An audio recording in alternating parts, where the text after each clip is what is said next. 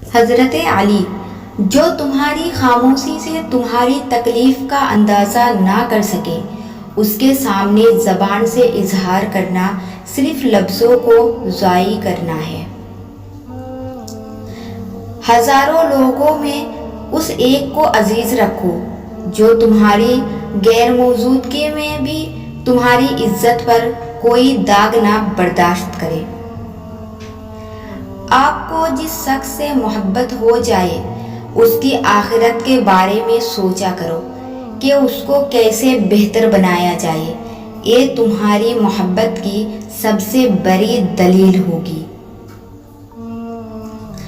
جب اللہ کسی کو پسند کرتا ہے تو اسے خوب آزماتا ہے، بس تم صبر کرنا، کیونکہ صبر کرنے والوں کی منزل جنت ہے۔ نیک عورت اپنے خاوند سے پہلے جنت میں جائے گی، جنت کی حوروں سے 70 گنا زیادہ حسین ہوگی۔ سورہ کہف میں ایک سبق ہمارے لیے یہ بھی ہے کہ جب کچھ ایسا ہماری زندگی میں ہو رہا ہو جس کی سمجھ نہ آئے تو ہمیں صبر کر لینا چاہیے، کیونکہ ضروری نہیں کہ ہمیں ہر چیز کی حکمت فوراً ہی سمجھ آ جائے۔ کبھی کبھی یہ باتیں وقت کے ساتھ ہی سمجھ آتی ہے، وقت سارے راز کھول دیتا ہے۔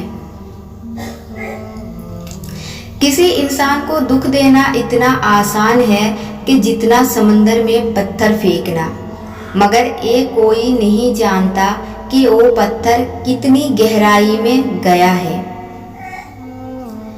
بہترین ہمسفر کی سب سے بڑی خاصیت یہ ہے کہ وہ آپ سے اختلاف اور ناراضگی کے باوجود بھی آپ کا خیال رکھنا اور فکر کرنا نہیں چھوڑتا۔